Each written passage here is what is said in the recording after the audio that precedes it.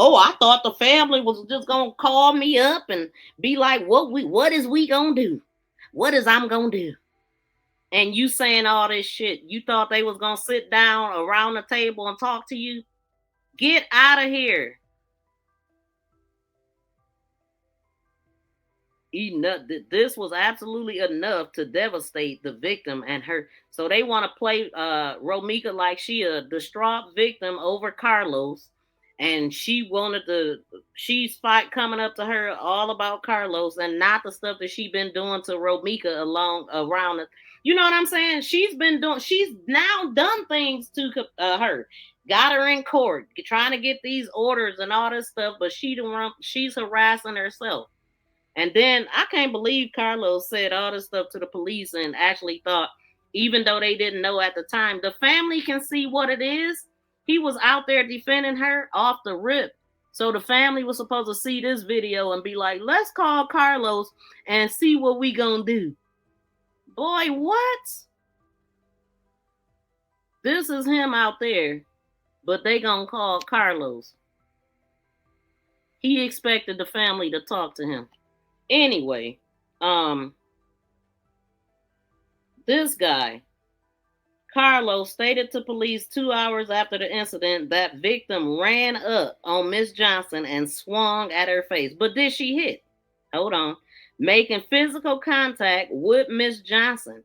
They got Exhibit 3. Witness 1, Carlos Smith, speaking to the officers on the scene at it say this time must be off, but it's saying 0340, which is 3:40 in the morning and 4 o'clock in the morning. He was talking to the cops. So I guess they were maybe went down for questioning, I'm assuming. Like, during this time is what I'm thinking. Maybe. Witness 1, Carlos speaking to officers. No, this is on the scene. Okay, anyway, them times off, I think. The danger of harm was absolutely great and imminent. So after talking to Carlos, it was imminent. She got out swung and all this. Wow, like, boy, oh boy, who really had the problem with Romeca?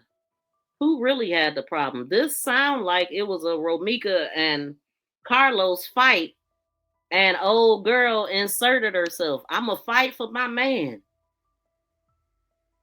Get up off my man. He my baby daddy now. Like, you got to be kidding me. But anyway, it goes on to say that she swung at her face, making physical contact with Miss Johnson. Then they got this exhibit, Carlos talking to the police. The danger of harm was absolutely great and imminent. Miss Johnson did not know what the victim was capable of or if the victim would follow through on all her threats to kill her. With her 6-month-old child in the back seat of the vehicle, Miss Johnson was reasonably proactive and defended herself and her child. Really. Again, given the history between herself and the victim, along with the victim making physical contact with Miss Johnson reasonably believed that the use of force was necessary to avert the danger that the victim was posing to her and her child. That is what she is saying. Yet she still sits behind bars. So where she should be. But let's see what else.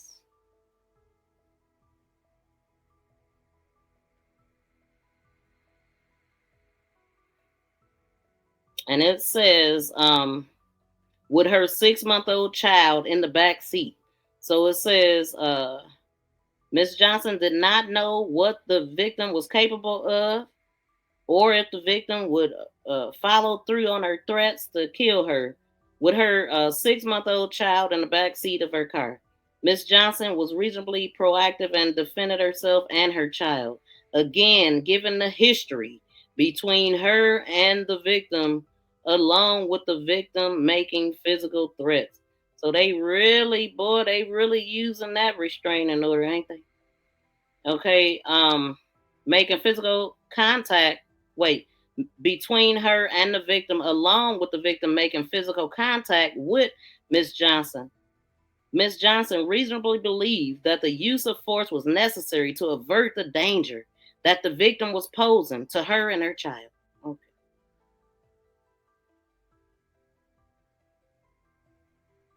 All right. And okay, so that's that. Let's see.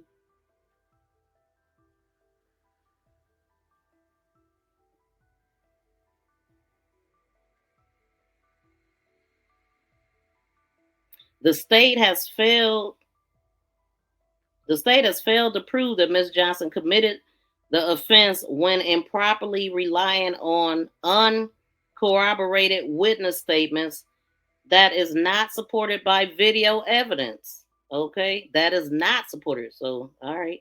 So, I guess we'll see. When arguing that it has been proven by clear and convincing evidence that the proof of evidence and presumption great that Ms. Johnson committed the offense. The state is only required to present reliable evidence of substance and burden. Yet the state unsuccessfully in bringing forth reliable evidence suggesting that Ms. Johnson committed the offense in first degree murder. Essentially, there's no video evidence at all capturing the shooting, either from the POD camera at the interstate of State and Cermak or from the bus. What? Or from bus footage. Witness 2, 3, and 4 are all independent of each other. December 4th, 2025, none of these witnesses observed the evidence. None of these witnesses observed the event on September 8th in its completion, and their statements are entirely inconsistent, is what they're saying. For example, witness 1, 2 stated in his interview video that he drove eastbound on Cermak.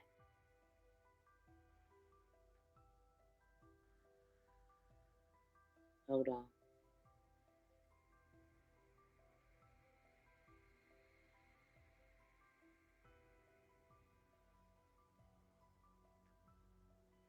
That he drove eastbound on Cermak.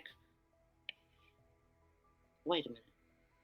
Reliable evidence suggesting that Ms. Johnson committed the offense either from the POD. Hold on. Okay.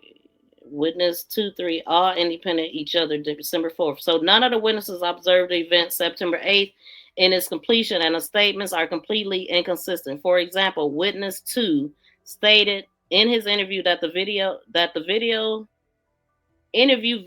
that he drove eastbound on Cermak during the time of the incident to pick up a DoorDash delivery from Momentum Coffee, located at 2119 South State Street.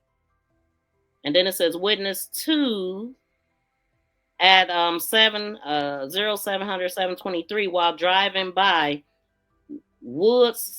stated that detectives that he saw both Miss Johnson and the victim on the opposite side of from his lane of travel, arguing that Smith is between them. This witness did not see either Miss Johnson or the victim displaying any weapon. Further, this witness was not present for the actual shooting. Wood stated to the that they said, so they definitely trying to discredit the witnesses, saying that they didn't see anything. But we clearly heard the one saying she seemed like the way that she was talking, it seemed like she seen something. But it goes on to say, but ultimately, what witness number 3 hears and sees is threatening. Hold on, y'all. I'm gonna have to come back because I gotta hold on. Let me see what y'all saying. I'm about to come back. Yes, she was antagonizing Romeca. Yes, she was. The judge already have all videos and camera footage. That's how he was able to give her no bail. And they saying something about this fist bump. So I'm wondering if this fist bump really happened. If the judge stated it in court, I'm going to say it happened. She said the witnesses never saw anything and then says the witness saw it. So make that make sense. Now listen to what the lawyer says. She's going to say the witness saw it. She lying and going back on her words. Yeah, this is confusing. Like, it's confusing. What's what?